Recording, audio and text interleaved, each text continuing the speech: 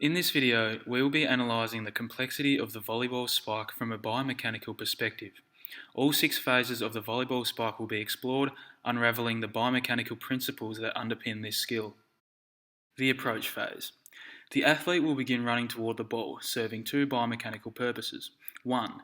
Newton's third law tells us that the force applied from the legs and feet into the ground will be reciprocated, providing a propulsive force that accelerates the body's mass forward, overcoming the body's initial state of inertia. And 2. That propulsive force and acceleration forward will allow the athlete to gain velocity and momentum. The athlete then takes a leaping step. All momentum gained can then be translated as kinetic energy into the jump phase. The jump phase. The athlete now lowers their centre of mass and applies the resultant kinetic energy from the previous phase into the ground as the propulsive force necessary to accelerate that mass upward, crucial in maximising the vertical velocity of the jump and thus the jump height. The arm swing phase. The wind-up action of the hitting arm begins alongside a twisting action of the torso. This is the ipsilateral rotation of the body over an axis.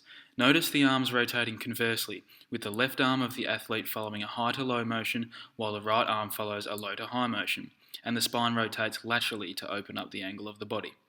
This characterises the term ipsilateral rotation.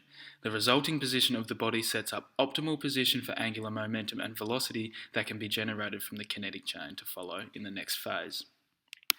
The hitting phase.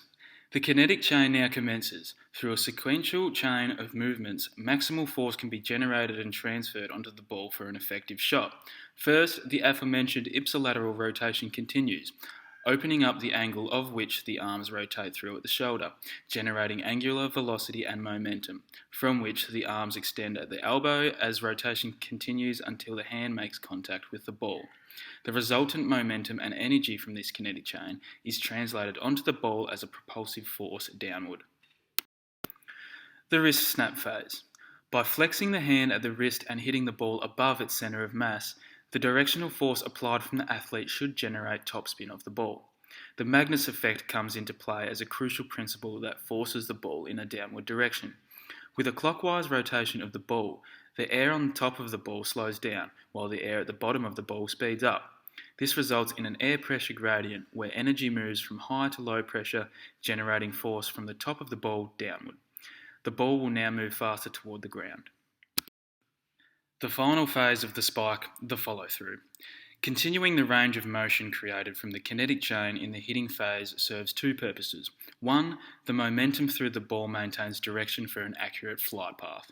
And 2, it ensures that the limbs involved have a clear path of motion where they can come to rest and do not halt suddenly, safely dissipating all leftover kinetic energy that would otherwise place unwanted strain on the joints.